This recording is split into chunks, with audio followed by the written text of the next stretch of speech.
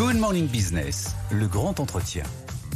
Le grand entretien ce matin avec Stanislas de Gramont, directeur général du groupe SEB. Bonjour. Bonjour. Vous êtes à ce poste depuis 2022. Vous avez passé une bonne partie de votre carrière chez Danone. On va parler de votre groupe qui va bien, SEB, et de notamment cette actualité. Vous lancez une filière de recyclage des poêles et des casseroles en France via l'une de vos marques Tefal. Objectif 20 millions de poêles et de casseroles d'ici 2027 recyclés. Il va falloir les récupérer, ces poêles évidemment. Comment ça va fonctionner ? C'est un projet sur lequel on travaille depuis de nombreuses années. Je pense qu'on a fait les premières collectes en 2012.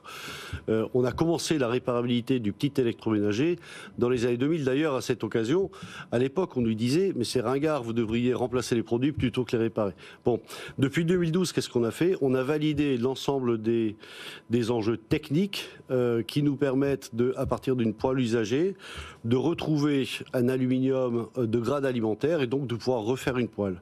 Nous sommes prêts. Aujourd'hui, comment ça va se passer ? On va organiser 1500 centres de collecte en France, dans l'économie sociale et solidaire, dans nos propres magasins au Mancook, dans les déchetteries. On est en train de monter ce réseau.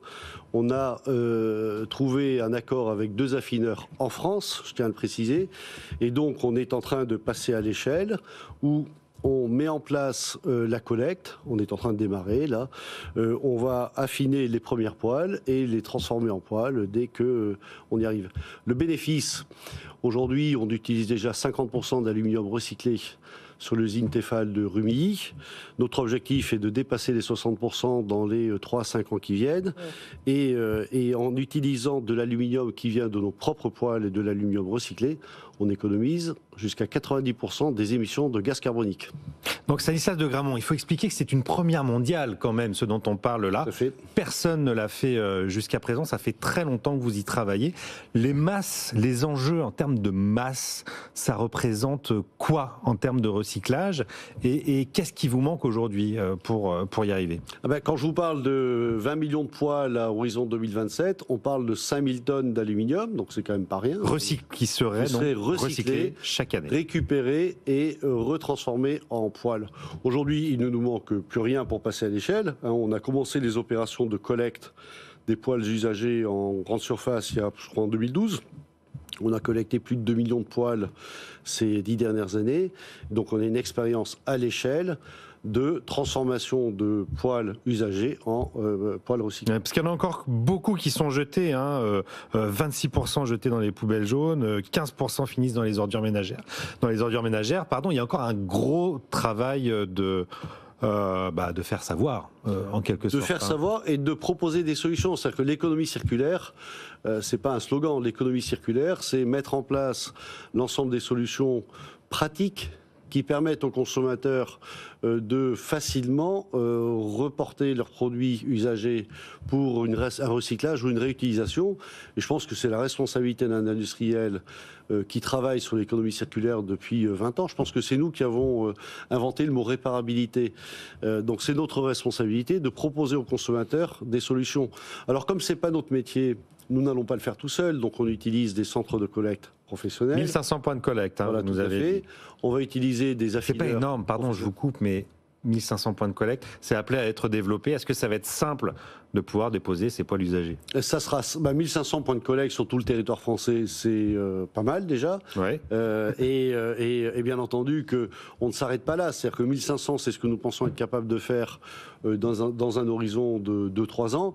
Mais derrière, effectivement, plus on arrivera à démocratiser, populariser ces points de collecte, plus on rendra la chose facile pour les consommateurs et plus le programme aura du succès. C'est intéressant l'économie circulaire, vous l'avez dit, et c'est presque obligatoire aujourd'hui dans le retail. Mais ça vient dans un contexte où les fabricants de poêles sont accusés de mettre des polluants éternels dans leurs produits de base, même si après ils sont recyclés. Ça pose un vrai problème à long terme sur vos produits. Est-ce que vous avez la possibilité, la capacité industrielle, l'innovation finalement, de trouver des matériaux qui d'ici quelques années seront finalement vierges de ces polluants éternels ? Je vous rassure vos auditeurs, on met tous les PFAS, puisque c'est des PFAS dont on parle, dans le même sac.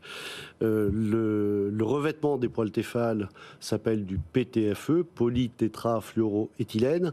Ce revêtement est reconnu, et je veux rassurer vos auditeurs là-dessus, par les autorités sanitaires européennes, américaines, japonaises, allemandes, britanniques, comme étant sûrs et sains à l'usage humain, en contact alimentaire. Et je veux insister là-dessus parce que c'est pas Tefal qui dit notre revêtement est sain. Ce sont les autorités de référence qui sont à la fois référentes et responsables, le mot autorité a un sens, qui disent ça. Donc nos revêtements sont sûrs à l'utilisation. Maintenant, il y a une campagne médiatique importante. Mais le sujet, c'est pas. Il y a deux sujets en fait. Il y a est-ce que nos revêtements sont sûrs? La réponse est oui. Est-ce qu'il y a des alternatives? Aujourd'hui, il y a des alternatives. Nous faisons des poêles en inox, nous faisons des poêles en céramique. Et d'ailleurs, à ceux qui nous accusent de défendre notre précaré, nous sommes leaders en Europe sur les poêles en céramique, nous sommes leaders en Europe sur les poêles en inox. Donc j'allais dire, si on était un peu cru, on dirait, bon, bah, finalement, peu importe. Mais la réalité, c'est que les poêles en aluminium revêtus de PTFE sont les meilleurs parce que ce sont les plus sûrs, ce sont les plus efficaces, ce sont les plus performantes, ce sont les plus durables et ce sont les moins chers. Une poêle en céramique, qu'on le veuille ou non, ça coûte 20% de plus et ça dure 4 fois moins longtemps. On parle d'empreinte écologique. Une poêle, c'est de l'aluminium, c'est une empreinte carbone significative. Alors, une poêle fabriquée en France, c'est une empreinte carbone inférieure à une poêle fabriquée en Asie. Néanmoins, c'est une empreinte carbone significative. Si vous devez remplacer vos poêles 4 fois plus souvent, eh ben vous allez multiplier par 4 l'empreinte carbone de vos poêles. Il y a une campagne médiatique effectivement assez importante autour des PFAS et des polluants éternels. Est-ce que vous voyez une modification dans vos ventes? Est-ce que ça a impacté les ventes des poêles avec PTFE? Pour le commun des mortels, c'est le Teflon, mais c'est une marque déposée dans une autre marque. Nos ventes de poêles ont progressé l'année dernière, y compris en France. Qu'est-ce que ça veut dire? Ça veut dire tout simplement que les consommateurs font confiance à Tefal. Ça veut dire que les consommateurs jugent leurs poêles pas par rapport à ce qu'ils entendent, mais par rapport à ce qu'ils cuisinent. Vous savez, nous, on ne fait pas de l'intox, comme certains le disent, on fait des poêles. Et on fait des poêles qui sont performantes dans la cuisine des consommateurs. La mission du groupe, c'est quoi? Simplifier et embellir la vie des gens au quotidien. On ne va pas diffuser sur la Lune, on ne va pas diffuser dans l'espace. Par contre, on s'assure de bien faire notre métier, notre travail. Et les consommateurs reconnaissent que les poêles Tefal sont sûres, performantes, durables et efficaces dans le temps. Est-ce que c'est aujourd'hui encore faisable, encore à long terme, de rester un industriel en Europe dans le contexte géopolitique actuel, avec l'arrivée de Donald Trump aux États-Unis, avec les normes qui se multiplient en Europe? Est-ce que c'est encore quelque chose qui est tenable? Alors déjà, nous y croyons. Nous avons 14 usines en France. On parle de Tefal, mais on peut parler de Moulinex, de Rovinta, de Seb. On a fêté hier les 140 ans de la marque Rovinta. On a fêté hier... Ça répond en partie à votre question. La relocalisation d'une chaîne de fabrication d'aspirateurs balais de Chine vers l'usine de Rovinta à Vernon. Donc c'est possible. C'est possible. C'est difficile. C'est difficile. Et c'est vrai que vous parlez d'inflation normative, vous parlez de cabale médiatique. C'est pas facile de faire un marathon d'industriels en Europe. C'est encore plus difficile quand on vous met des sacs de pierre sur le dos. Mais le groupe Seb a 167 ans. Le groupe Seb est opérateur en France depuis 167 ans. Nos 14 usines exportent plus de 50% de leur production hors de France, parce que non seulement on fabrique en France, mais on exporte en Europe et dans le monde. On exporte 20% de la production de Rumilly au Japon et en Corée du Sud. Donc on y croit, on y travaille, c'est notre boulot tous les jours, je finis.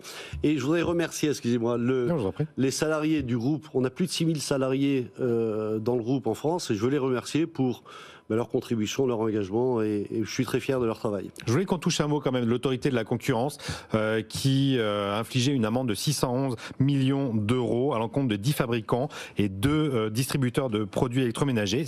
Vous en faites partie. Quelle réponse vous apportez à ces accusations et quelles sont les prochaines étapes dans cette procédure? Nous avons reçu cette accusation. Nous allons très certainement faire appel parce que nous pensons qu'elle est peu fondée et en tout cas totalement disproportionnée. Donc on a reçu cette notification mi-décembre, on était un peu choqués. Nous allons l'étudier, nous allons travailler avec nos avocats pour porter en appel certainement cette condamnation qui nous semble injuste et injustifiée. Elle porte d'ailleurs sur des faits qui remontent à 2008-2014. Oui. Donc il y a vraiment un long délai qui s'est passé entre l'occurrence des faits et cette condamnation. Que vous contestez donc, tout à fait. Pour l'entendre des prix. Tout à fait. Merci beaucoup Stanislas de Gramont, directeur général du groupe Seb, d'être venu ce matin. Merci. Dans la matinale de l'économie.